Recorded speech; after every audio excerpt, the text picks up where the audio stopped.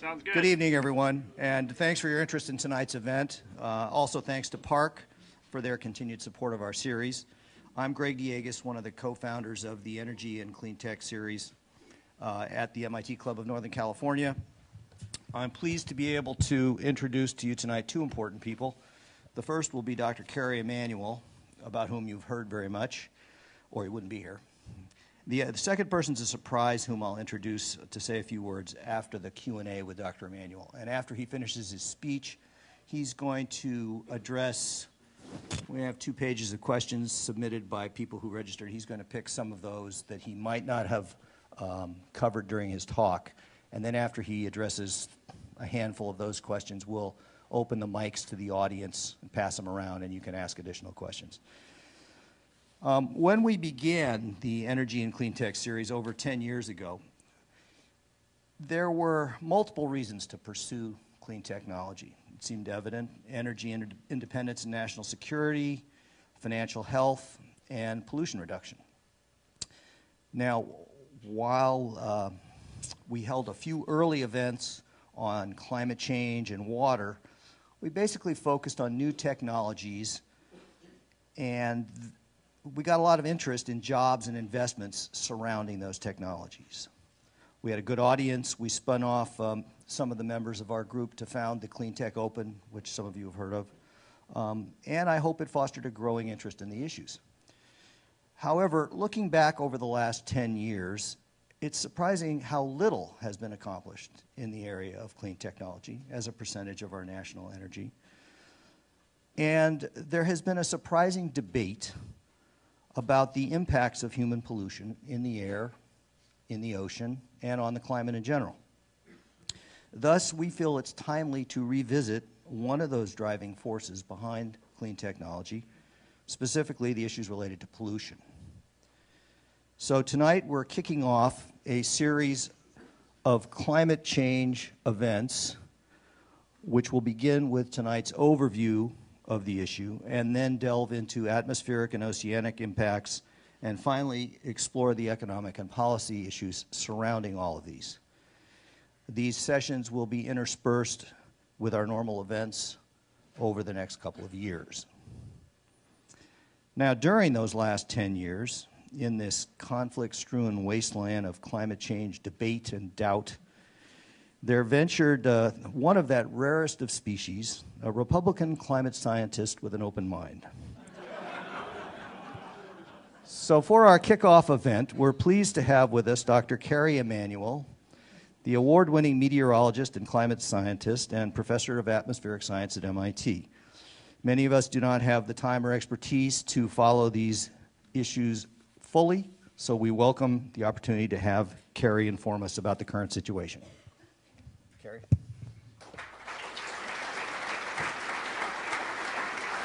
Thanks, Greg.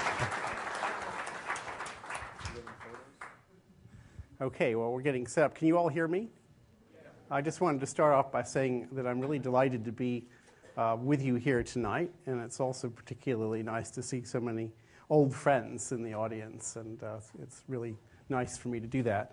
I'm going to talk to you, as Greg said in his very nice introduction, about the problem of global warming tonight, but I want to preface my remarks by saying that there's something that gets lost because this is such an important debate, and that is how exciting, as a pure science, climate science really is. It's intellectually really neat stuff. Okay, it's not, if there were no such thing as global warming, it would still be a really, really fascinating field. And I'm afraid that that gets lost in all of this. That's why I'm in it. That's why most of my colleagues are in it. And we would be doing this if there were no such thing as global warming. But I promised to talk about global warming, so that's what I'll talk about. I flashed up here that, of course, I'm at MIT, but a colleague of mine, Dan Rothman, and I started a climate science think tank called the Lorenz Center, which is being supported by an endowment raised by MIT's School of Science to go back to basics and really get some of the world's top young physicists, biologists, chemists, and so forth interested in this problem. So what I'm going to try to do with you this evening is, first of all, as promised, to give you something of an overview of the problem, where we are with it. and to talk a little bit about solutions, which is not really my expertise, but I do end up speaking to a lot of people whose expertise it is, and it's something we have to touch on when we talk about this problem. And I'm going to summarize right at the beginning of my talk what I think the essential points should be on this. And the first is that our climate over geological time scales is not particularly stable. And I'm going to show you some examples of that. Climate science is not a new science. I think a lot of people think it is. It's actually got a very long and illustrious history. Human activities can and demonstrably do have a strong effect on climate. I hope that you will be persuaded of that. The idea that we're altering climate is based on a whole lot more than complicated climate models. I'm actually a fairly strong critic of complicated climate models. I like simple models. I do see the need for them, but it's a mistake to think that what we know about this problem is based mostly on this particular tool. Another point, which has been very strongly quantified in recent years, is that the idea that we are changing climate is not very controversial amongst people who actually study climate. I don't mean retired physicists and all sorts of people who advertise themselves as climate scientists. I mean real climate scientists who spend their careers working on this problem. So let's begin with the first point. Earth's climate isn't terribly stable. Well, I'm sure you know this already. This is a map of what North America might have looked like from space 20,000 years ago at the peak of the last glaciation, which was one of approximately 10 that have occurred over the last 3 million years or so, when we had ice covering, well, where I live, Boston was under about 1.5 miles of ice. So that's a lot of climate change, okay?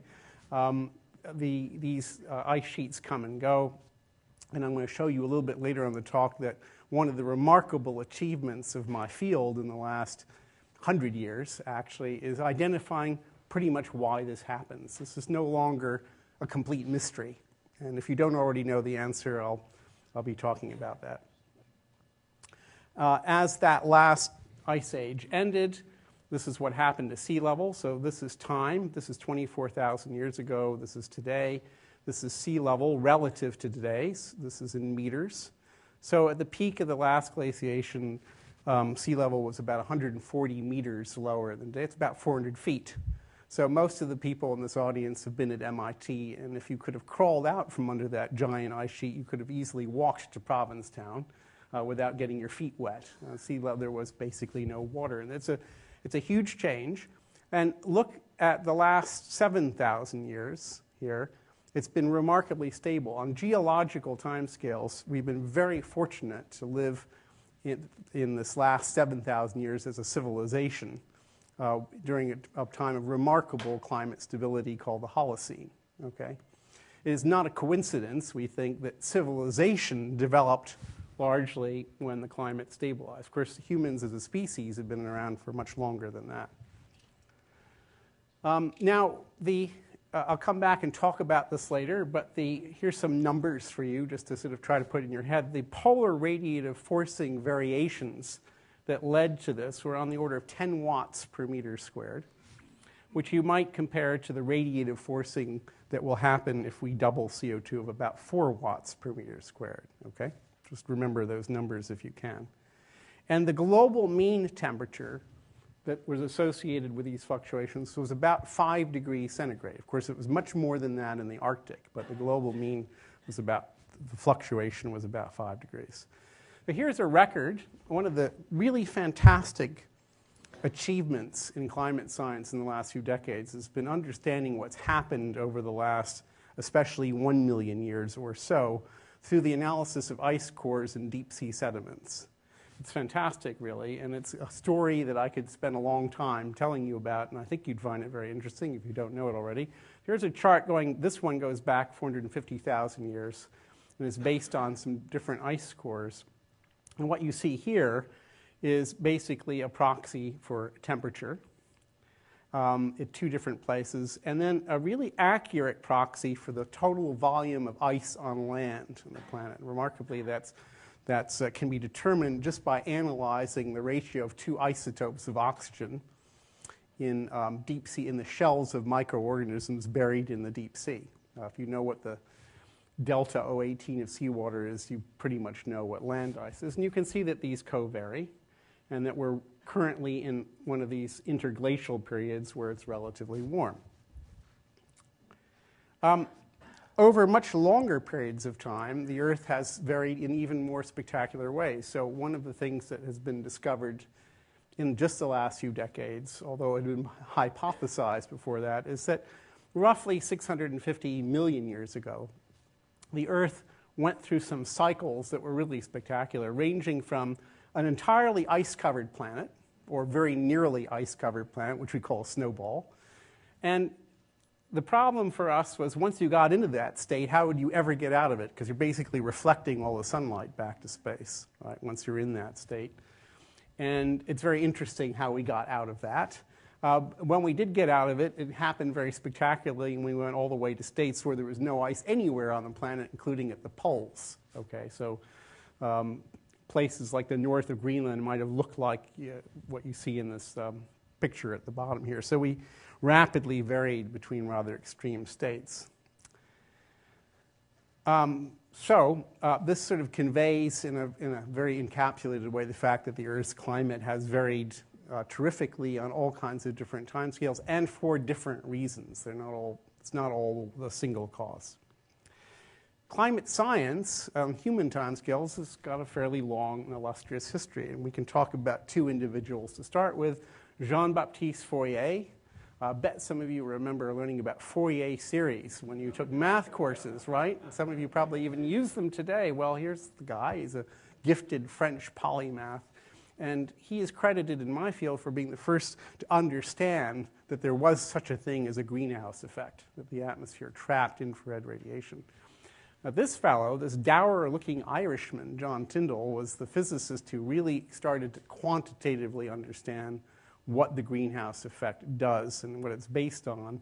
And we'll come back in a minute and talk about him. Here's a picture of the apparatus he built and used to measure the transmission of infrared radiation through the air. In the early part of the 20th century, this man, who is a mathematician, Milankovitch, took up a hypothesis that had been proposed some decades earlier, but really put some meat on it.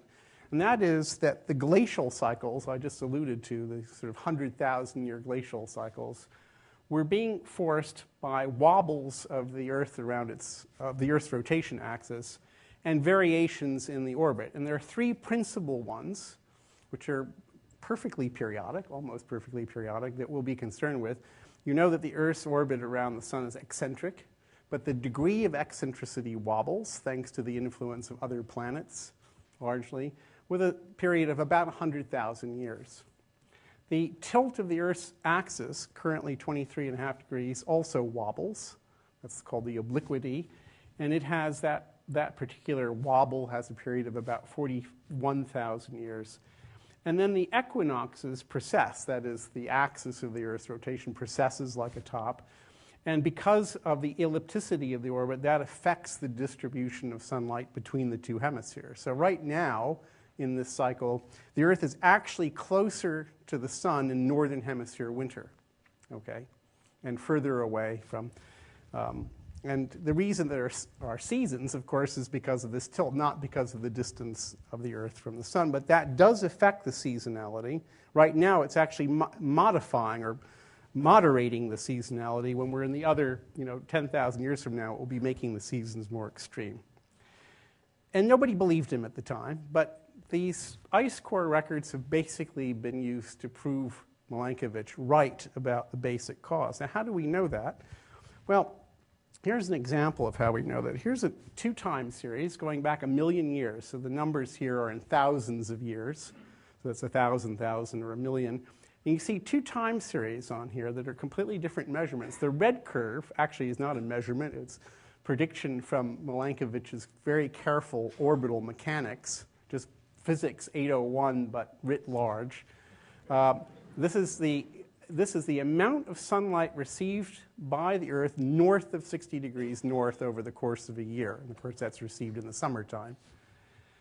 And the fact that it oscillates is because of these orbital oscillations. The black curve is the time rate of change of the ratio of these two isotopes of oxygen in deep sea sediments from the shells of microorganisms. Really quite a different thing altogether, which you might remember me saying is a very good proxy, an excellent proxy for the amount of land ice. So this black curve can be interpreted as the rate of change of continental ice sheets. And you can see how well correlated these are. They're not perfectly correlated, but it really is true that ultimately these ice ages are caused by variations in the Earth's orbit around the sun. Now there's some complexity in exactly how the climate responds to that. So the equatorial climate responds a lot more than the orbital mechanics would predict. And that's now thought to be because indirectly these oscillations cause the carbon dioxide content of the atmosphere also to vary. It's being forced, in this case, indirectly by these orbital variations, but that has a feedback on tropical climate. Another very important person in the history of climate science is this, what is it about climate scientists? They look so unhappy, right? I don't get this. Anyway, this is Svan Arrhenius, is a brilliant Swedish chemist, apparently a rather nasty individual, but he accomplished a lot scientifically in his lifetime. And we'll come back and talk about his contribution in a minute, too. Going forward into the 20th century, the Englishman, Guy Stewart Callender, was very worried about the fact that, or he believed that the carbon dioxide content of the atmosphere should be going up, but they didn't have good measurements back then to show that. And in more recent times, the first report to the US National Academy of Sciences, written by my thesis advisor at MIT, Jewel Charney, and co-authors in 1979. And what they concluded, based on very simple models mostly, is that when you double the CO2 content in the atmosphere, you're going to raise the global surface temperature somewhere in the range of 2 to 3.5 degrees C, with greater increases at higher latitudes. Now, here comes the part which is perhaps the most counterintuitive and causes a lot of people problems, including it caused me a lot of problems early on in my career, is why is it that human activities, which on the scale of the Earth still seem pretty puny, can have a strong effect on climate? And this is actually something that was discovered arguably by John Tyndall at the end of the 19th century, using this, here he is again, the Irish physicist, using this apparatus to measure the transmittance of infrared radiation, which is the band, broadly speaking, that the Earth at its temperature radiates upward to space, how that radiation passes through the atmosphere. So he came up with some really, really surprising results. I still look at these results and I'm kind of shocked by them. This is more than 100 years ago. Well, you know that our atmosphere, about 99% of it, is made up of oxygen, nitrogen, and argon. There's a little bit of argon there. And his discovery was the molecular oxygen and molecular nitrogen are almost completely transparent infrared radiation and solar radiation. It's not exactly true, but it's to a very good approximation true that both sunlight and infrared radiation just go right through these constituents. And that the fact that nevertheless a great deal of infrared radiation and some solar radiation is absorbed by the atmosphere were thanks to a handful of trace gases, the most important of which is water vapor, H2O, but also carbon dioxide, nitrous oxide, and some others. And together, remarkably, they make the lower part of our atmosphere almost opaque to infrared radiation. Almost opaque. There's a lot of trapping. And nevertheless, still largely transparent to solar radiation. The other, he didn't talk about this, but we of course, he recognized, and it's fairly obvious, that clouds, that is condensed water, also have strong effects both on solar radiation, which we know all about in Boston, the effect of clouds on solar radiation. I don't know about if you know it out here, but we know it, but also infrared radiation. These trace gases make the difference, and this was recognized 100 years ago, this is not new and it's not based on computer models, between a planet that we can inhabit, whose current mean surface temperature is about 60 degrees Fahrenheit, and one which we could not, whose surface temperature would average 0 degrees Fahrenheit, that handful of trace gases. It was a pretty extraordinary discovery. Let's try to put that in graphical form. Here's nitrogen. Here's oxygen, right? 78%, 20.81%. There's argon, which is also transparent pretty much to radiation. And the greenhouse gases are that orange sliver. You in the back of the room, can you see that orange sliver? No. Okay, you're not supposed to be able to, but it is there. It's there. Those are the greenhouse gases. Right? There's not much of them. It's actually a far worse situation even than you see on this graph. So that orange sliver is what makes the difference between 0 degrees Fahrenheit and 60 degrees Fahrenheit. We depend on that orange sliver, okay? And this is not new science, and it's not controversial science. It's absolutely rock solid, okay? There's been no controversy about that for a long, long time. It's worse than that because the most important greenhouse gas, water vapor, which is about 1/4% of the mass of the atmosphere, but it has a lifetime in the atmosphere of 2 weeks. In other words, if I put water molecules artificially in the atmosphere, 2 weeks later they're back in the ocean or in the ground or something.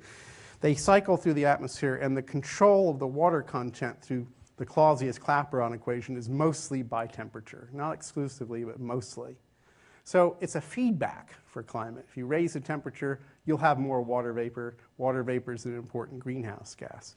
What I haven't told you here, because I decided not to do the usual Physics 101 tutorial, my mother said you shouldn't do physics tutorials after dinner, so I'm trying to adhere to that. It's actually not complicated to understand that the atmosphere is absorbing infrared radiation leaving the Earth, and it's re-radiating that infrared energy both up and down. So if you sit at some point on the Earth's surface and you measure sunlight coming down and you measure infrared radiation coming down from the atmosphere and from clouds, remarkably, over the course of a year, on average over the world, we get more than twice as much energy, actually almost 3 times as much energy from the atmosphere and from the clouds as directly from the sun. That's how powerful the greenhouse effect is.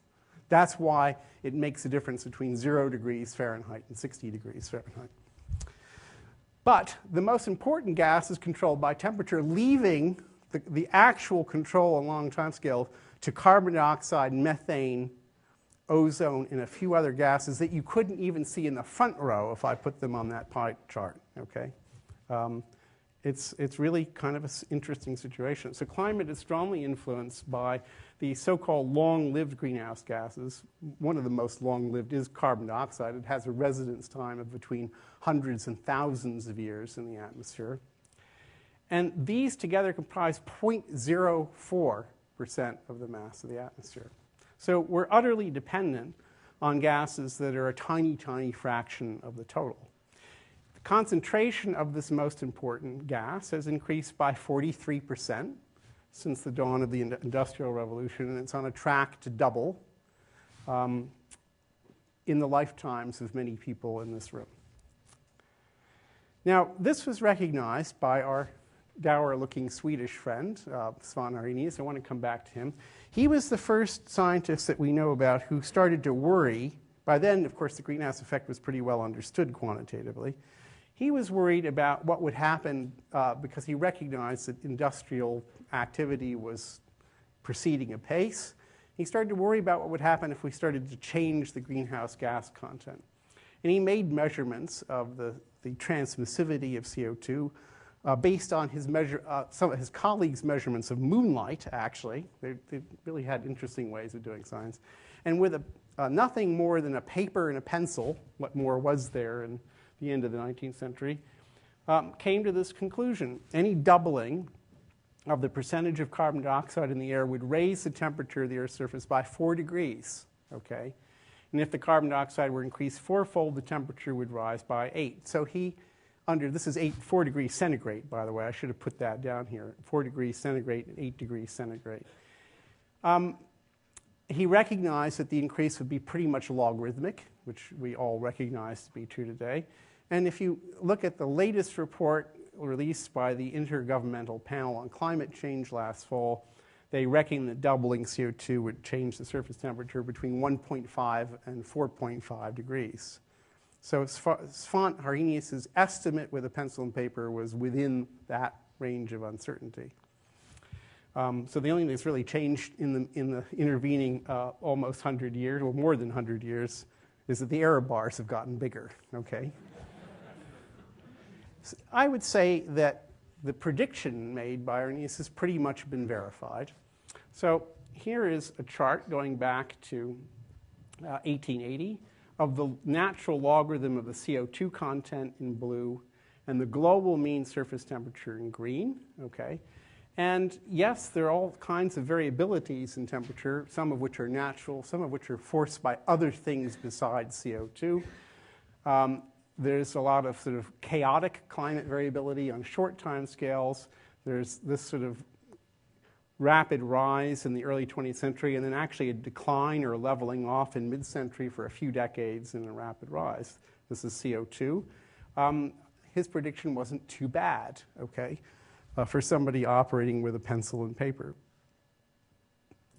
Now, I want to try to convey to you the next and penultimate point amongst those I'm going to show on this series of slides, is this notion that we are basing conclusions about what might happen to the planet exclusively on hopelessly complicated models, all right? Well, climate models are pretty hopelessly complicated. They're some of the most complex software codes that have been written, at least in the scientific domain, for a long time. Millions of lines of code. We could talk about climate models if you want, but what I want to try to say to you first is that what we think we understand about climate, and there's an awful lot we don't understand, we shouldn't kid ourselves about it, comes from a lot more than climate models. So I've already shown you one of the other ways we know something about climate, which is through this amazing and very successful endeavor called paleoclimate.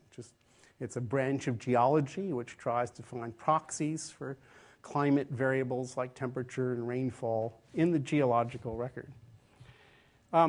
What do we know from that? Well, here's a chart showing the carbon dioxide content of the atmosphere going back to just before 1750. And I want to tell you where this graph comes from. These red dots are from direct measurements that started in 1958 in Mauna Loa, Hawaii, by David Keeling, of just direct measurements of carbon dioxide. Now, if you're away from industrial sources, as you would be in Hawaii, these are pretty well mixed greenhouse gases. They're going to be the same there as in Antarctica because of their long lifetime. And you can see it going up here. The blue dots come from analyzing bubbles of atmosphere trapped in ice cores. So when snow falls, it traps bubbles of air. Subsequently, they get frozen in place. You can analyze that in ice cores, and you can see how nicely congruent they are. So the pre-industrial level of carbon dioxide is thought to be close to 280 parts per million, and it's been going up faster and faster. And this chart stops early in the last decade. Last year, it passed 400. Okay, so we're past 400 now. We're off this chart, and we're sailing upward. Let's try to put that in deeper historical or deeper geological context. This is now data. The black, again, are from Mauna Loa. This is ice core data going now back to 900 AD. So you can see that before the Industrial Revolution, the carbon dioxide content was pretty stable. And this is going back to the peak of the last ice age. So this, as the ice retreated, carbon dioxide actually rose from about 180 parts per million to gradually up to 280. And this has to do with the natural biogeochemical cycles of the planet, which are not terribly well understood. The CO2 went up mostly as a consequence of the fact that it was getting warmer from this orbital forcing, but also as a feedback to that. was fairly stable. And that spike at the end, which is now up off the top of this graph, is what we've done. Okay? There's no controversy about that, by the way. There's nobody who works on these things has any doubt that this is what we did. This is the same thing, but for methane, which is another fairly important greenhouse gas, and you can see the recovery from the ice age and then this big spike.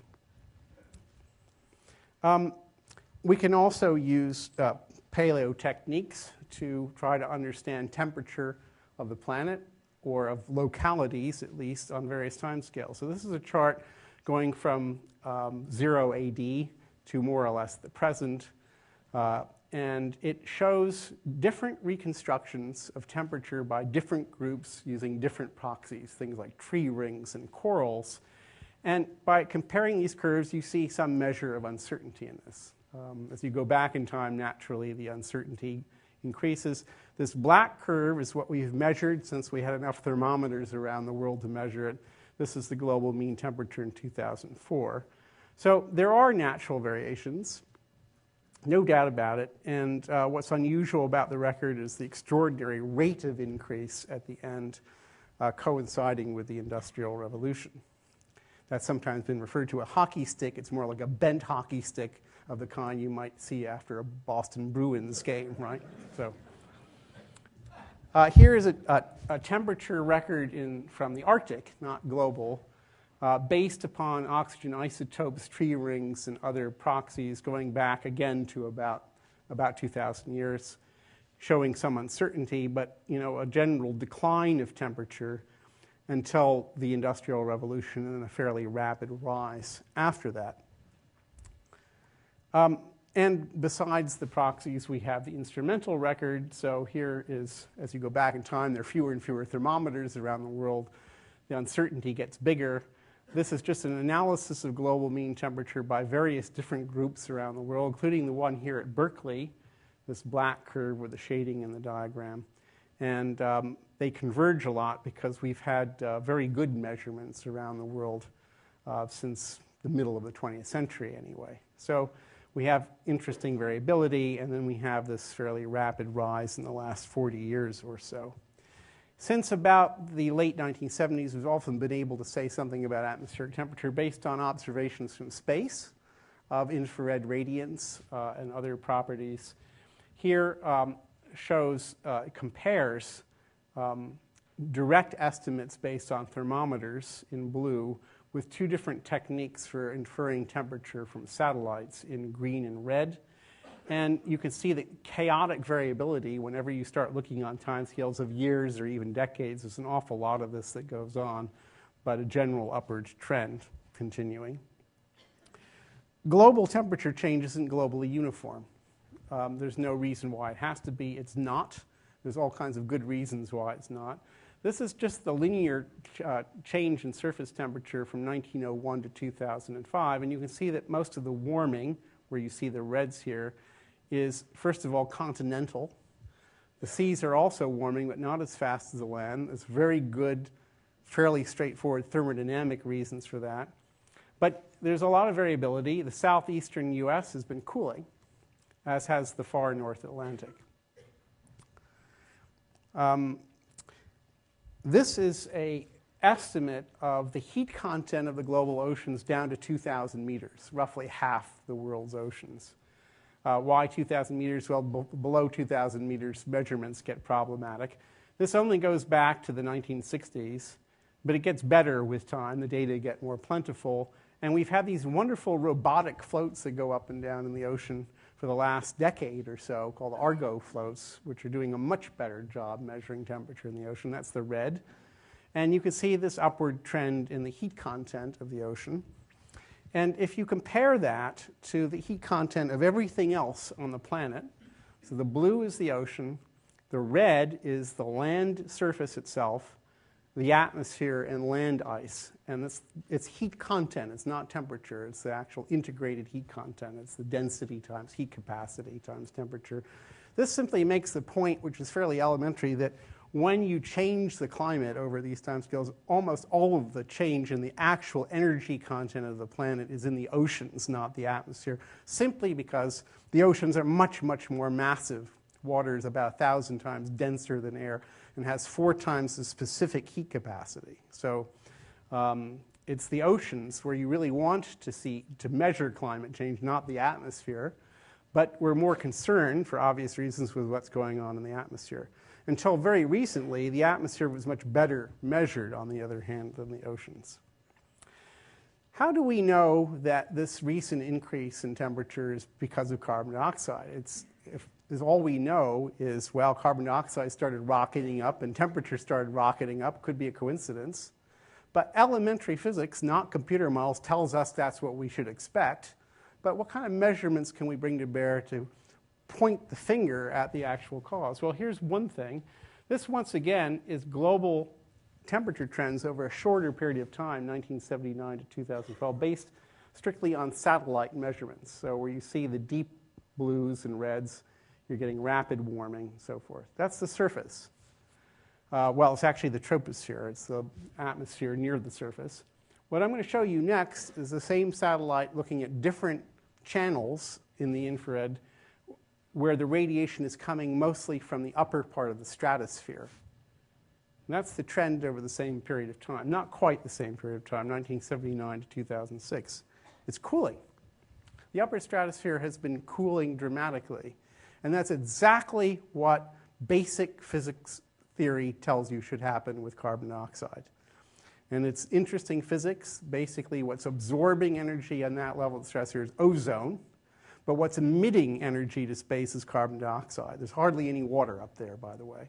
So if you increase the concentration of the emitter, carbon dioxide, you increase the emissions and cool the planet. Now, if, for example, the sun or cosmic rays or something else had been warming the planet during this time, if anything, the stratosphere would be getting warmer, not colder. So this is almost unique fingerprint of increasing the long-lived greenhouse gases. But there's more evidence than that. Mountain glaciers, wherever you see red, since 1970 have been in retreat. Where you see blue, they're advancing. So most of the places, glaciers are retreating. Mountain glaciers are retreating. This is going to touch on a criticism of climate models. This is a series of both hindcasts and forward predictions by a large suite of global climate models of the areal extent of Arctic sea ice in the summer. Okay? Arctic sea ice covers most of the Arctic Ocean in winter. It retreats a little bit in the summer. This is September Arctic sea ice. The two different curves are for two different emission scenarios going forward toward the end of the century. The black is what's actually happened. Okay? So Arctic sea ice has been disappearing at a rate that goes far beyond the envelope of what models predicted. Okay? And we don't know why. It's been happening for quite a long time. Here is my own work on hurricanes. This is a measure of power dissipated by Atlantic hurricanes. The Atlantic is only about 10% of the world's total hurricanes, but we have much better measurements in the Atlantic than elsewhere. This goes all the way back to 1870. The green is hurricane power. The blue is the ocean temperature in the Atlantic where hurricanes form during the summer. And you can see a nice correspondence, except during this period, from 1939 to 1945, when that relationship temporarily collapsed. And I'll let you chew on that as what was going on during that time and what that might have had to do with this record. Theory suggested that I developed suggested that due to global warming, we should see this change. All right, that red curve. So clearly, the changes, whatever is causing them, are going way beyond what at least fairly primitive theory told us to expect. Another problem that isn't talked about nearly enough is not a climate problem. It's a direct chemical problem, a chemical consequence of just putting a lot of CO2 in the atmosphere. Half of what we're putting in, roughly speaking, gets dissolved in the ocean. So the dissolved CO2 content of the ocean has been going up, and so the pH of ocean water has been falling. And this is showing the rate of fall. In other words, the oceans are becoming more acidic. And this is particularly true in the North Atlantic, but basically all over the world, you see drops in the pH of ocean water. This is measured. Okay, the Southern Ocean has got a lot of drops. And this is a big concern for marine biologists who notice from laboratory experiments that corals and other microorganisms that basically build calcium or calcite shells, if you start increasing the acidity or the dissolved CO2 content of the water too much, they start to have trouble, okay? And a lot of these ecologists, and I'm not one obviously, think we're getting very close to the point where we're going to start really stressing these. And of course, I don't need to tell you what this would mean for the whole ecology of the ocean. Now, I build simple models that are really simple physics, like one-dimensional column models that Svan Harenius couldn't run, but Jewel Charney and his team in the 1970s could easily do. And today you can run models like I'm going to show you the results of on your laptop, whatever that is, quite quickly. And when you do that, and you do experiments doubling carbon dioxide, this is just number of doublings, so this is a log scale down here. This is surface temperature in degrees C. Just a handful of experiments, you get about 3 degrees per doubling, which is right in the middle of the range produced by supercomputer models where you have to call the power company before you can turn them on, and you have to wait weeks or months for the output. So there are simple ways to do this. This is pretty straightforward physics. Here is a perfectly sociological point, but I have to make it, all right? Lots and lots of polls among people who actually do climate science. I don't mean, well, I went through this spiel before, people who claim to, but people who actually do. 97% of us today, and I was not part of, if you asked me 20 years ago, I would have said the jury is out on this problem. It isn't out anymore. The jury came back. The verdict is about as unanimous as you see in anything in science, that about 97 for us agree that we're causing the climate to warm, that it is warming, we're causing the climate to warm. But if you ask people in general, not whether the climate's warming, but whether they think scientists agree the climate is warming, only 40% of them think that we agree, right? It's not illogical to say there's nothing happening, but yes, I recognize the scientists agree that something's happening. It's not entirely illogical to say that, but there's a huge gap between what we think and what they think we think, okay, if you get my drift. And that's kind of interesting, and a lot of people say it's a communications problem. I'm not so sure that's what it is. Why should we be worried about this? We're doubling the most important long-lived greenhouse gas. If we took it all away, we'd be down to 0 degrees Fahrenheit. We're doubling it. Surely that's taking a gamble, all right? And the question is, what kind of gamble is it? What are the odds, all right? It's not a binary question. Is it going to be warm, or is it going to be a catastrophe? Or not a catastrophe? Is it going to be an economic catastrophe to try to do something about it, or is it going to be nothing at all? We've got to get away from the very simple-minded binary sort of thinking about this. Is not binary. It's a probability curve. What are we actually worried about? We're not usually worried about temperature. Let me tell you, I've just come here from Boston. We've been through an absolutely brutal winter. I'd love it if it were a little warmer, okay? That's not what we're worried about. We're worried about other things. An obvious one's increasing sea level, all right?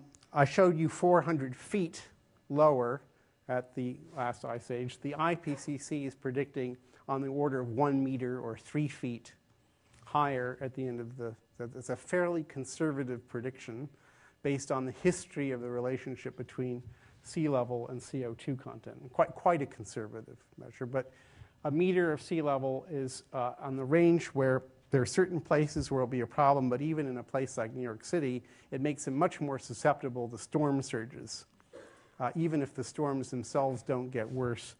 Already, Sandy did a lot more flooding in New York because the sea level was already a foot higher along the eastern seaboard than it was in pre-industrial times. So the same storm wouldn't have caused as much damage in those days. Now, one thing that's rock solid is that hydrological extremes increase. You don't need a fancy computer model to tell you that. It's very simple physics. If I asked my graduate student to write down 3 lines of math to demonstrate that physics in a general exam and he didn't do it, he wouldn't probably pass the exam. It's very straightforward physics, okay? And what it tells us is that as the climate gets warmer, rain gets increasingly concentrated in intense but less frequent events. And what that means globally is, first of all, places that are already fairly wet, like Indonesia, get wetter.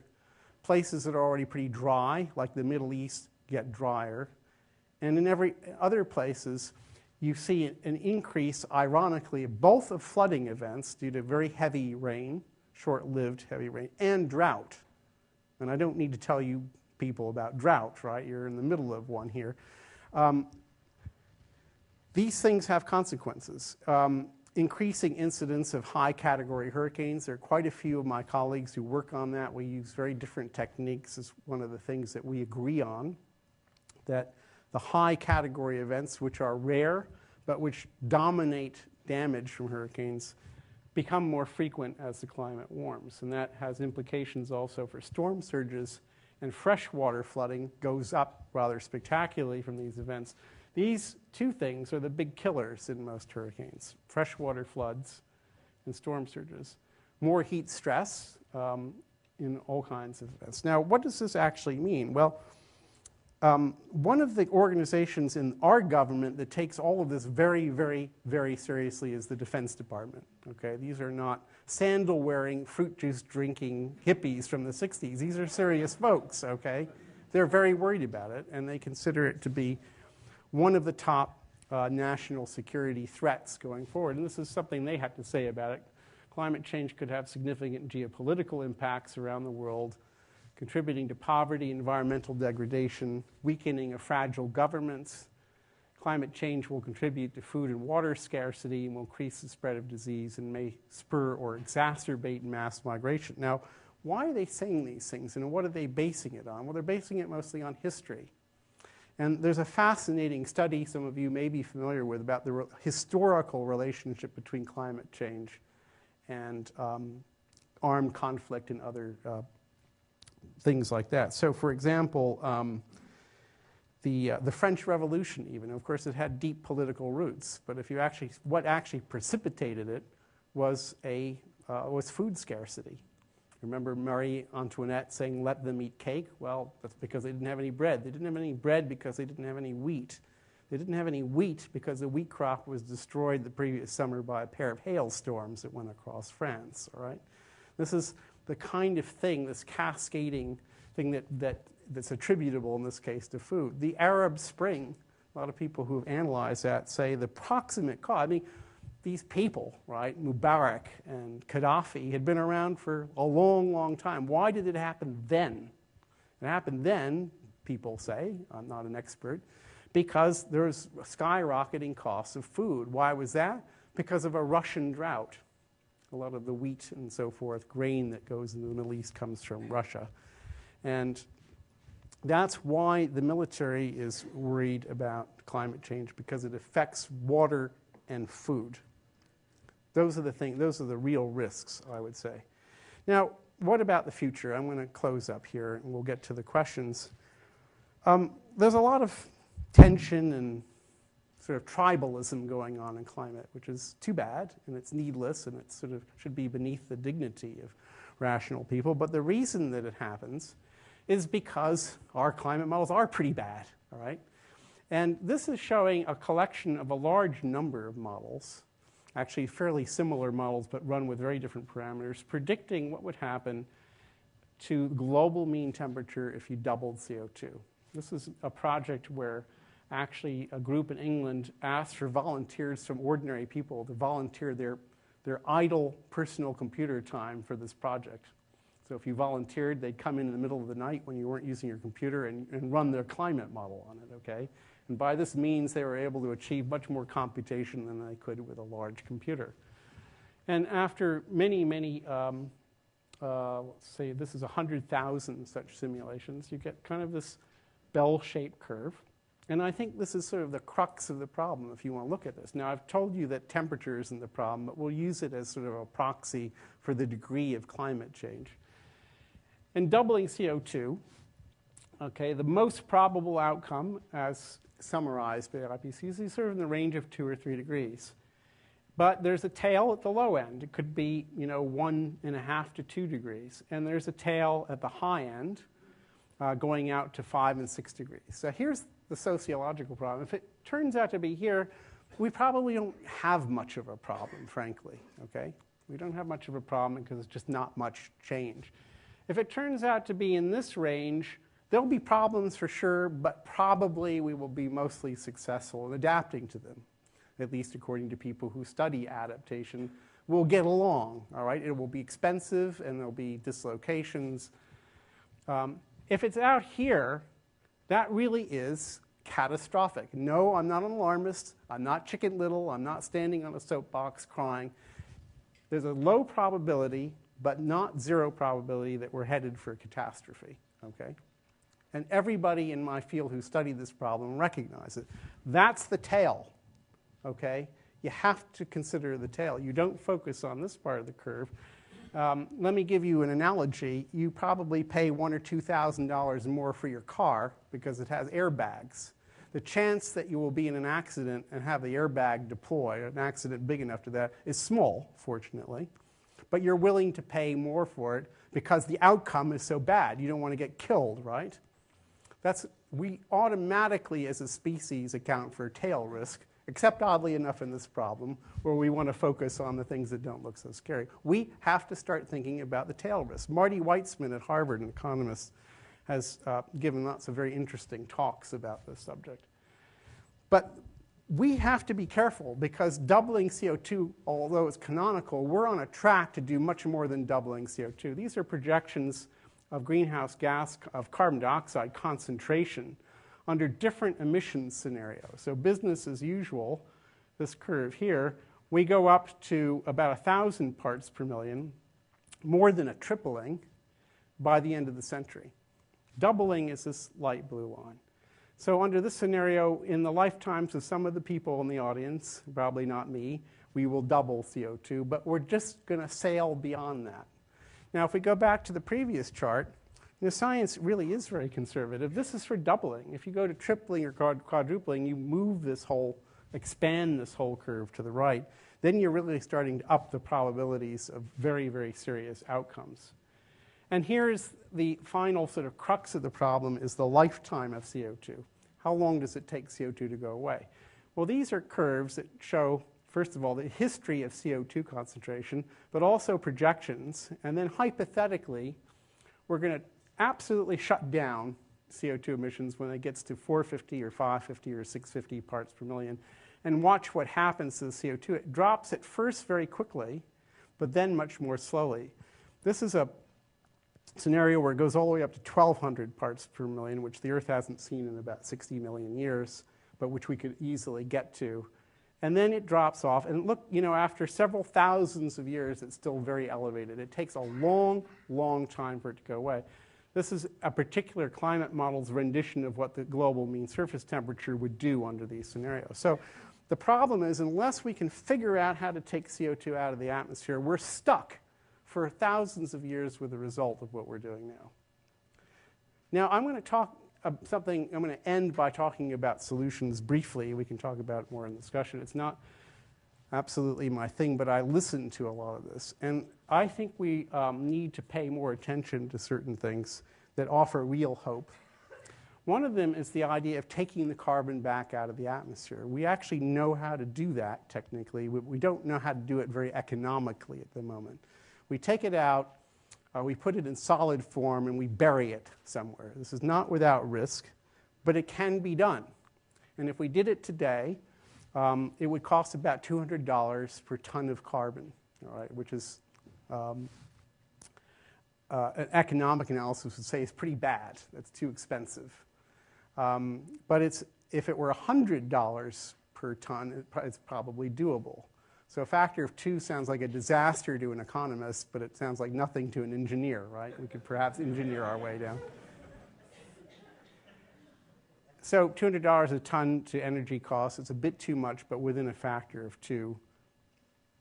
And unfortunately, there's not very much work going on. There's some going on to do that. There's not much incentivizing of people to undertake research. If we could take carbon back out of the atmosphere, there's not much downside to burning natural gas, for example.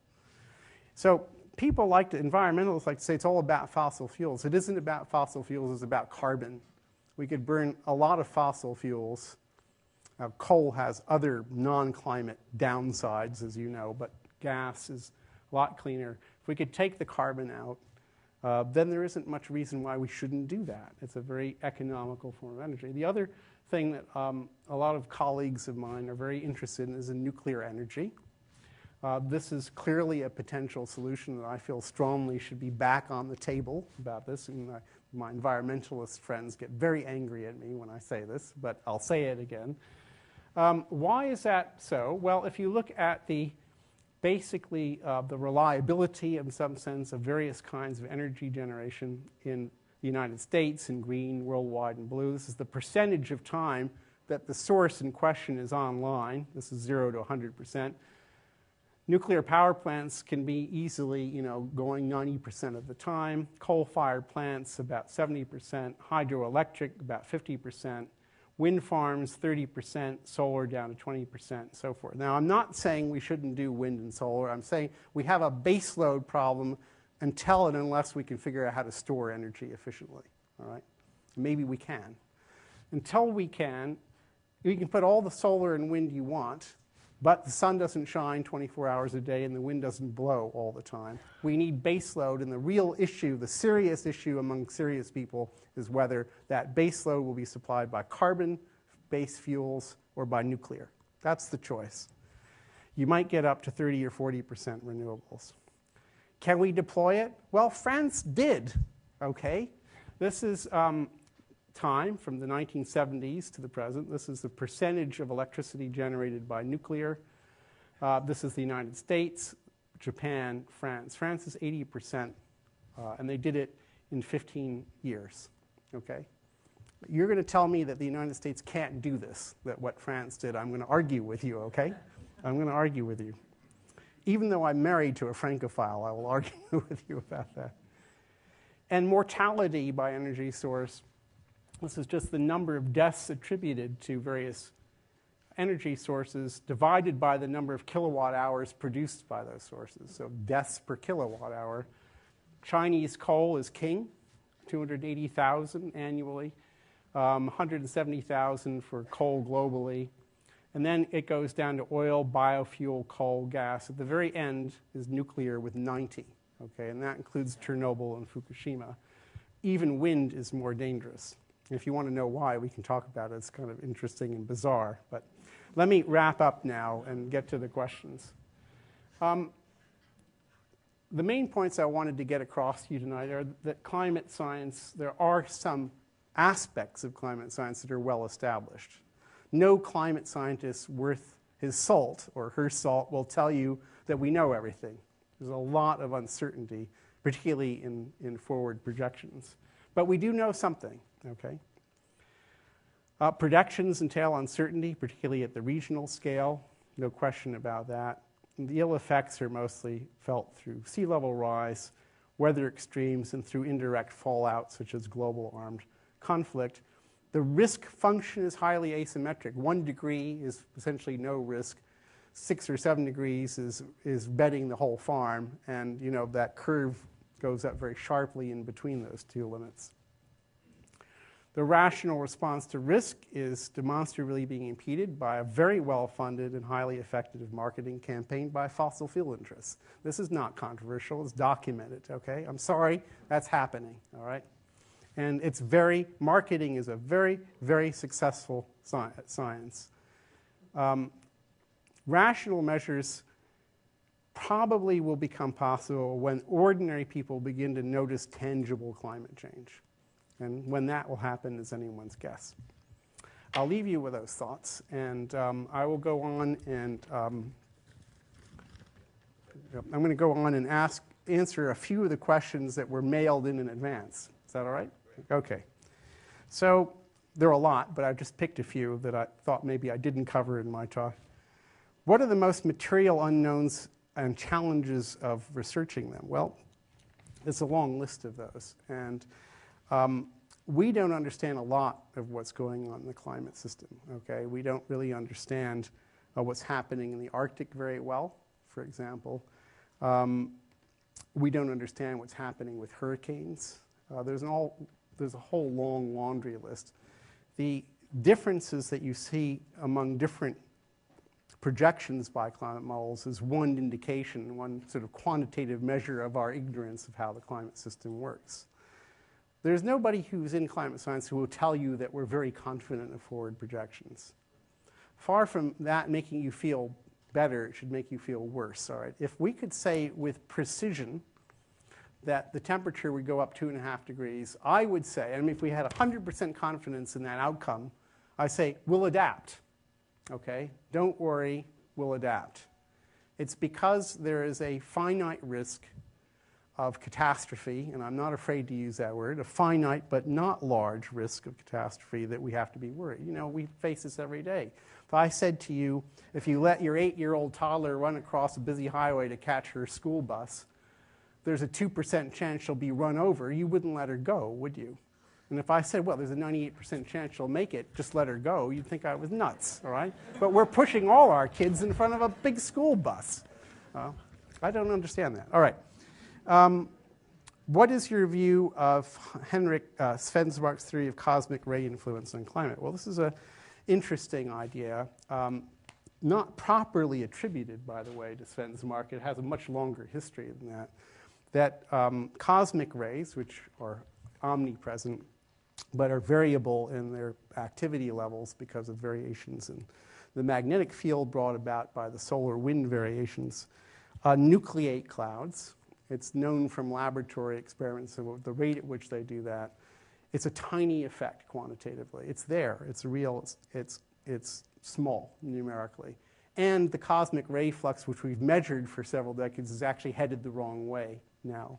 It's going the wrong way in terms of explaining warmth. So that really isn't an explanation for what we've seen.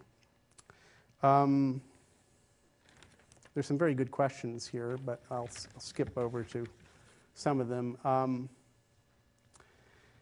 Is there any significant point that you feel the IPCC assessment reports misrepresent? What do you feel is the most important misrepresentation by the media? Well, there's a lot more misrepresentation by the media than by the IPCC, but the IPCC does not emphasize the tail risk.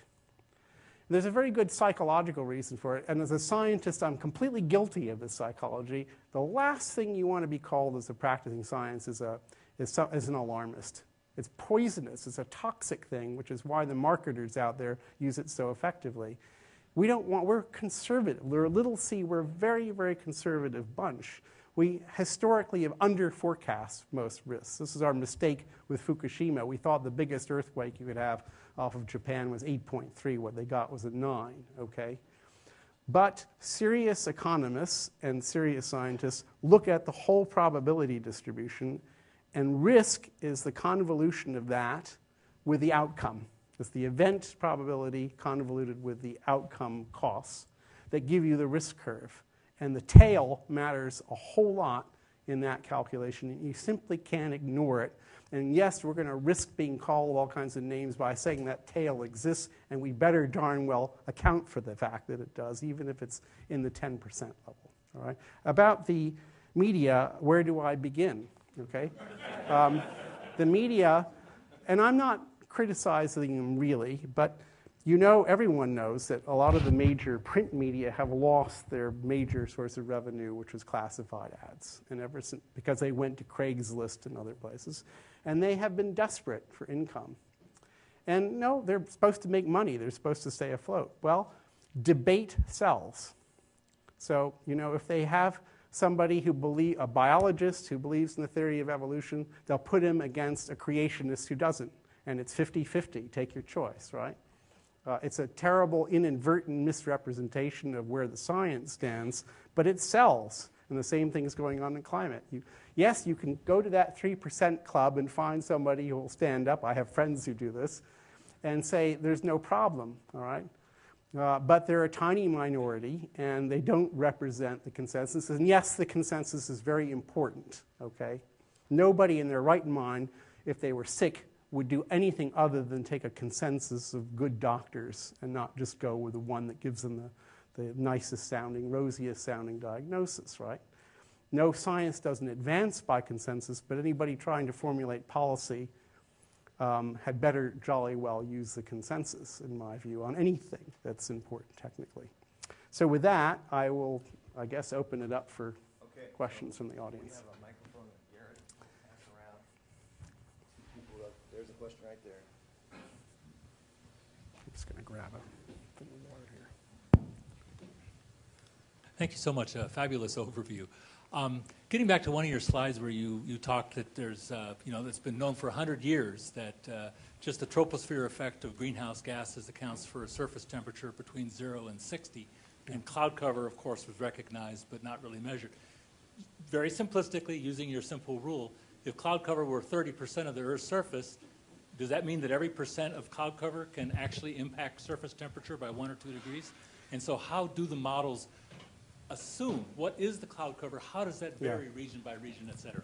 I'm glad you asked that question. So let me just start with something very basic. Clouds are interesting because they work on both the solar and infrared parts of the spectrum. So they, in some sense, both cool by reflecting sunlight to space. They have high albedo, and warm because they absorb and re-radiate infrared radiation. And to make a long story short, with very low clouds, like you have off the coast of California, it's mostly the shortwave cooling effect.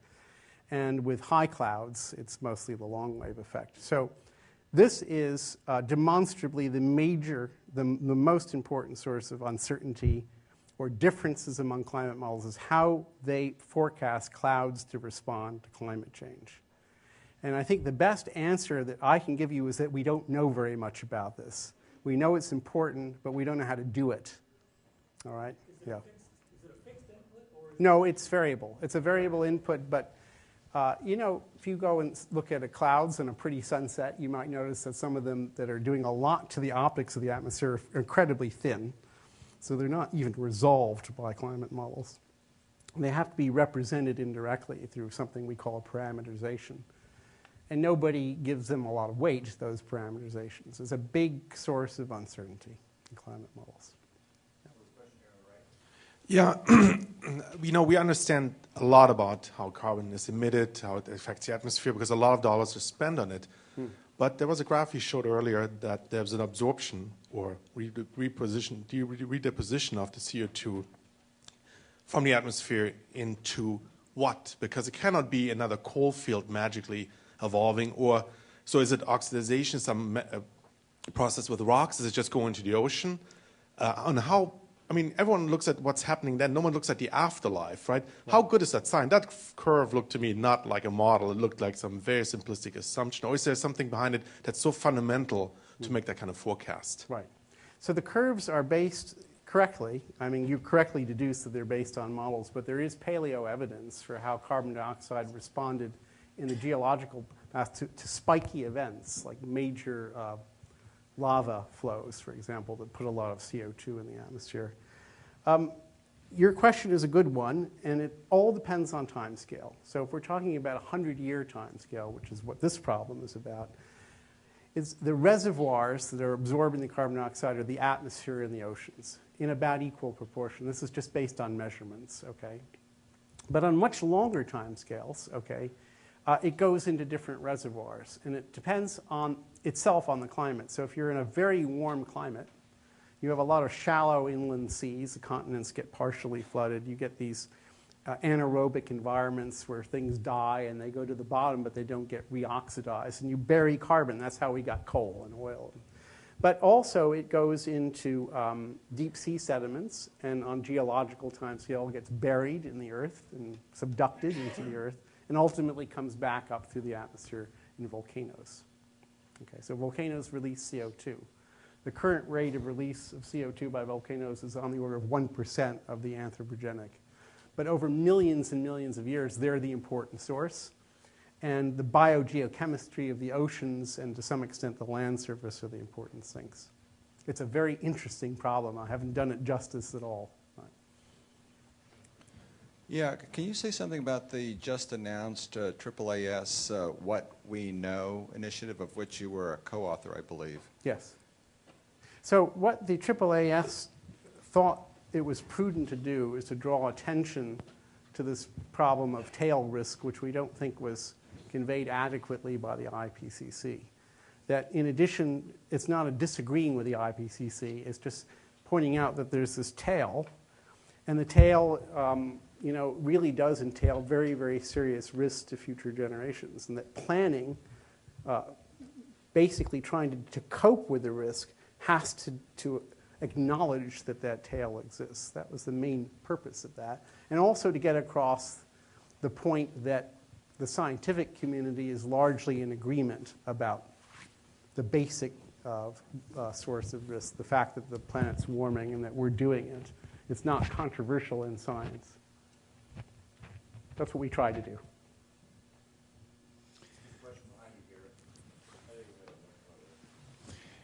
In your last conclusion slide here, the very middle point, Yeah.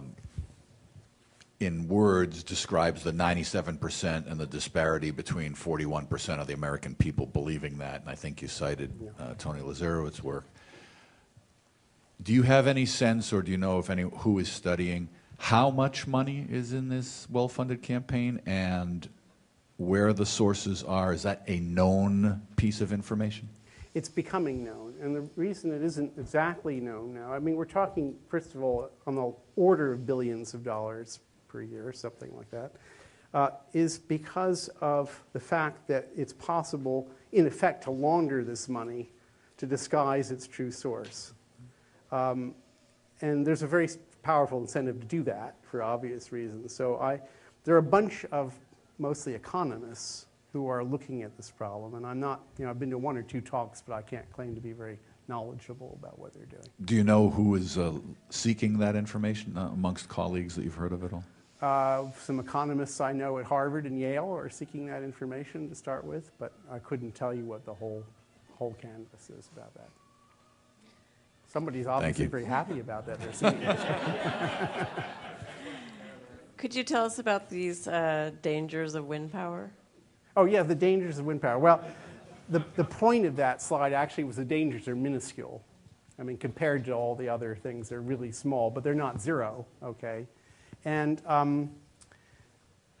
the talk I went to was, there's just been like a few tens of fatalities globally, and they're from all kinds of things, but most either structural failures of the windmills or things like, this happened, I think, in Canada. You get weather conditions where it rains, it's windy, the windmill's going around. The water centrifuges to the tips of the blades and then freezes, and then chunks of ice get centrifuged out. How do you like that to be in your epitaph? That's pretty weird. Yes. Yeah. Are you aware of any human efforts to modify the weather? Yes, I'm aware of them, at least dimly. We used to do a lot of it in this country. It's still going on. There are various private firms who will do cloud seeding for you. Whether it's effective, nobody really knows. The U.S. military did a lot of weather modification, some of which remains classified in the Vietnam War. There was then a treaty that the U.S. is partnered to that it would never use weather modification again for military objectives. And there's a lot of weather modification going on in China, but I don't know very much about how it works, to be honest with you. Yeah. Or if it works, yeah. I don't know very much about it, but there are efforts to do mostly cloud seeding. Yeah. Well, one of the viewpoints that I've heard, and I'd be interested in your view on, is that the rise in temperature of the planet is not all bad, in the sense that crops will grow more, the higher levels of CO2 improve it, agriculture gets better, more food is available, and secondly, the rising and the changing water levels basically change things from one point to another. So there's a lot of displacement going on of activities and energies and maybe people. But it's seen by at least some communities as a more complex and not necessarily all bad. Can you comment on the balance of the goods and bads? Sure, I can. And you're quite right to point out that there are goods, okay? There are things that actually improve as you put CO2 in the atmosphere. Certain crops grow better, assuming that you're not worried about availability of water or heat stress or anything like that. But just the carbon dioxide effect is generally positive for crops, okay? Unfortunately, also positive for weeds. So it's actually a complicated problem. But the bottom line, to answer your question, there are winners and losers geopolitically. There are places like Canada and Siberia where on the net the climate improves. What percentage of the Canadian population is within 10 miles of the U.S. border?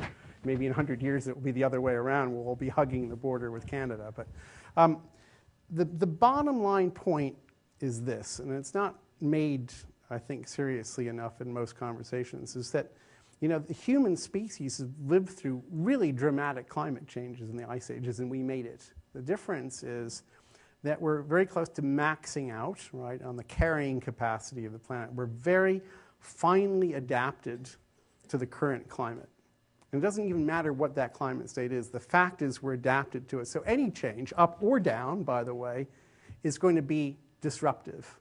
That's the heart of the problem. It's not that in some 1 million year time scale, this is the ideal climate for human beings, but we're just very, very finely adapted to this climate. So change is not a good thing in the net. So I've read... that doesn't matter to me. It's up your call. Yeah. Yeah, I've read that there's also cooling effects from the pollution, like the aerosols you get from coal burning have an effect of cooling, and it's not actually measured very well. We don't have anything that's really monitoring it well, especially in the upper atmosphere, and that things could get a lot worse if all of a sudden we stop burning coal. What do you know about that? That's a real effect, and it's an amazing field climate. I wish I only touched the top of the iceberg in tonight's talk. The aerosols are a strong anthropogenic influence on climate and on temperature, and they're a cooling effect. The sulfates are cooling. Black carbon is kind of a wash, but sulfates. And so one thing that happened, for example, was the Clean Air Act in the United States, Canada, and so forth, Europe, really led to a dramatic reduction of sulfate aerosols broadly in the Atlantic region. And the Atlantic temperature increased during that period much more rapid. In fact, it had been sinking from the 50s to the 80s, probably because of the aerosols. It warmed up much more rapidly than the rest of the planet when that aerosol growth leveled out and started to go down. Now, China and to some extent, Chinese aerosol sulfate emissions soared in the 90s in the last decade, and they've leveled out. But Indian aerosol emissions are rocketing upward. And these are strong climate influences. The reason that I didn't talk about, I have to make choices, right, is that, and I think you alluded to this, if you stop the sulfate emissions, 2 weeks later, the sulfates are gone. They have very short lifetimes in the troposphere. And so you can turn it off fast. And that's a problem, too, because if you put a lot of sulfates and they mask warming, and then you suddenly turn them off, you get a spike in temperature. So it's a serious issue, that. If we were not consuming carbon at all, what would be happening to our temperatures? I'm sorry, to what was the last To one? our environment. If we weren't consuming carbon. Yeah, if there were no people consuming carbon at all, what would happen? So I'm just trying to understand the question. Are you asking what would the climate do on its own if we weren't changing? Right. Is that the question? Right. Okay. So what we would be doing, we think, is very slowly declining into the next glacial cycle, which would commence in order 20,000 years.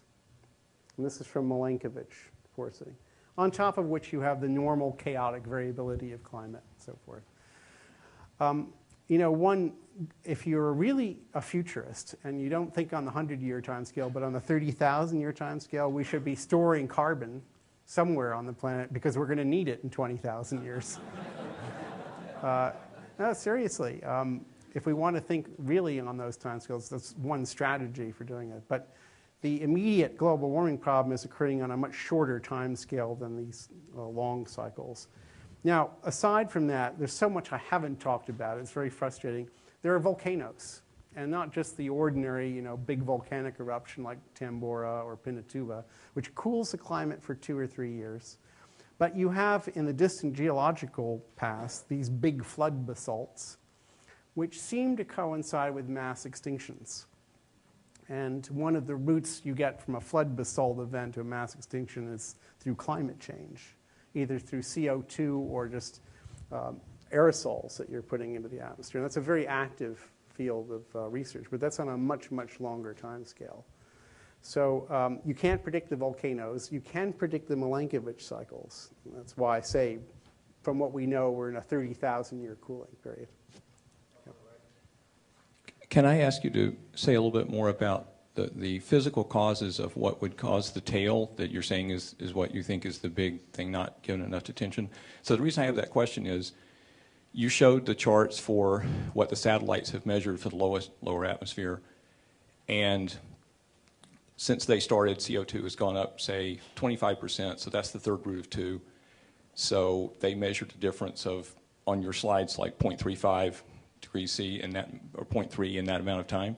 So if we tripled that, that would be on the low end of that scale. So I'm just wondering, what are the physical mechanisms like additional moisture in the atmosphere that would expand that so much? And what are the measurements that we have? What's the evidence that we have about whether there is that additional water vapor?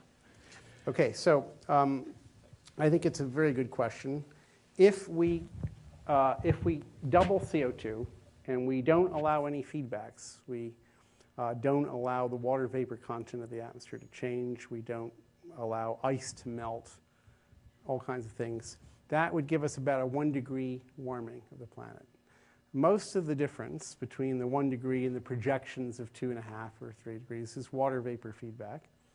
And what we observe when we look at natural climate variability in nature, when we look at models, is that to a first approximation, the relative humidity of the atmosphere is invariant, which means that the percentage of the saturation vapor pressure is sort of the same. But the saturation vapor pressure goes up exponentially with temperature. So there is no model that shows a negative water vapor feedback. It's just a question of how positive. It's not terribly uncertain, that one. The uncertainties come mostly through clouds and to some extent through sea ice. You know, if the sea ice melts, and it is, you replace a white surface with a black surface. You absorb a lot more sunlight. You get more heating. Clouds can work either way, and it depends on what happens. So the scatter in that diagram is, a lot of it is clouds. Yep. We have one more question? We can't explain past climate change without those positive feedbacks, by the way. I mean, it's hard to do that. Just, I've heard that as the climate warms, that there would be methane gas released from the Clathrates, yeah. And were the projections that you were talking about taking that into account at all? They weren't. And, you know, for a while we thought that might be important, and we don't really think it's so important anymore. But it's true what you say. So what he's referring to is that methane is a very powerful greenhouse gas, but there isn't very much of it in the atmosphere. A lot of methane is locked up in sort of solid form in continental shelves and deposits. And if you reduce the pressure on them, or if you warm the seawater, those can potentially be released. Also from tundra, methane is locked up in tundra. And in recent years, we've actually gotten a much better handle on the net reservoir of methane that's out there, and we don't think that it's going to be accessed by global warming. So that range that I showed you, that bell curve, didn't have any of that methane feedback. Yeah. Okay. Thank you, Professor Emanuel. Thank you. I can hang around and talk to people if you want. So Carrie will be available after this next bit. Doug Sprang, who runs this program, is going to talk to us about future events, and then you can talk to Carrie one-on-one, okay? Ask him to stay for just a minute. Yeah, if you wouldn't mind staying. Okay, hope you don't have too many. No, I'm in. Thank you. Real quickly, a couple of announcements and our usual thank yous. I will say, too, you're going to be able to stay for a little while to maybe answer a few one-on-one questions, so if you didn't get your question asked, come on up afterwards. This is a very significant thing here I want to tell you about. It's fairly new, being done by primarily out of the MIT Sloan School. It's called the Climate CoLab, and they're doing crowdsourcing, and the purpose of it is to generate ideas for addressing global warming problems, and also to gain support for these ideas. And the way that they do it is they have these contests in 18 different topical areas to optimize the creativity of solutions. So it's not just a few, but it's like 18 different topics. And you can submit your ideas either as individuals or teams. And there's expert review. So the people that actually review the proposals are experts in their field. So it's not a casual selection. And finally, the winners get to present to global policymakers. And that means that they can really influence people that could actually do something. So if you're interested in following up on this, on your program, the website's on your program. It's the climatecolab.org site. Please follow up and take a look, because I think many of you who are interested in this subject may really like to get involved. Okay, coming attractions. Well, I just have to mention that we sold out the National Ignition Facility in under 6 hours from the time we posted it. And it's so popular that we're going to do it again and again. So, but it takes time, because these guys are not open all the time. It's a national lab, and they have a lot of security issues and so on. But that's coming up on April 16th. We hope to do at least another one in the summer.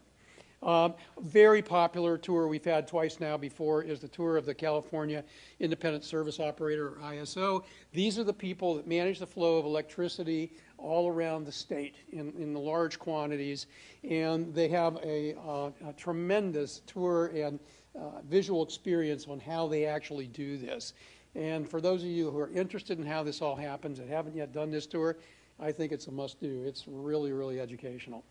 And finally, we're thinking ahead, and fortunately, I think Professor Emanuel here helped us out a little bit. We've already got an agreement from Professor Dan Sitzo, that's how he pronounces it, to come and talk about how the atmosphere affects climate change. And for those of you who know, have seen a little bit written about him, he's an expert in clouds. So clouds is a really important part of all this, and if you really enjoyed tonight and all the information that you got, we're going to do it again in about 3 months, and it'll be deeper kind of look at some of these things, but along the same lines. Because I think understanding how all this works and understanding the facts of the matter and everything from people who really know, that do the research, is really valuable when you start talking to people that have been influenced more by other sources. So the first thing we do always is to thank you for this, and it's a, where is it? Okay, great. It's a, we'll go ahead and present them. So, and this is a special one. It's a bottle of Caymus Cabernet, and those of you who know that the Caymus is a very good label. But this is a little more than this. This is, came out of my private collection. This is 2007.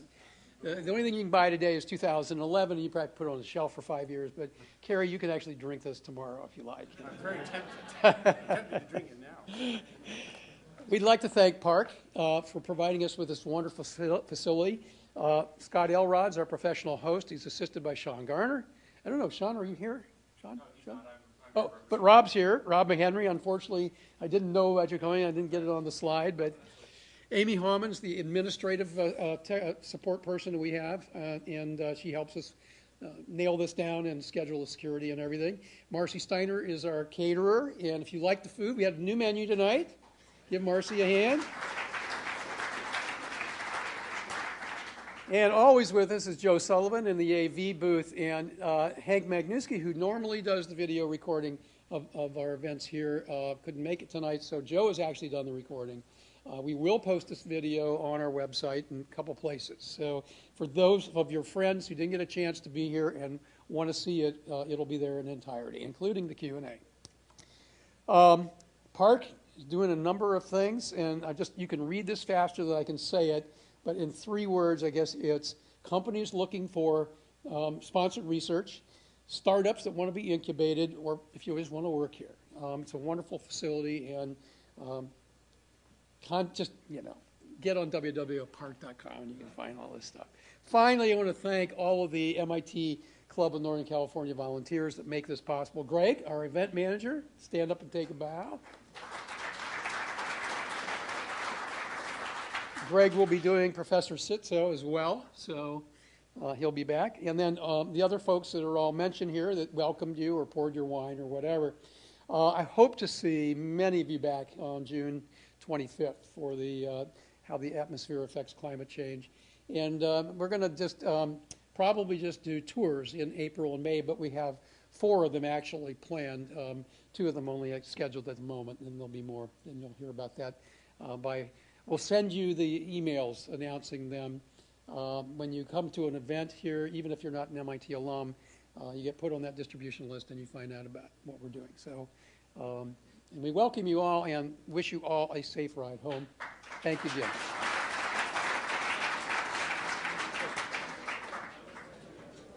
Grab my laser pointer. I'm going to let them gain.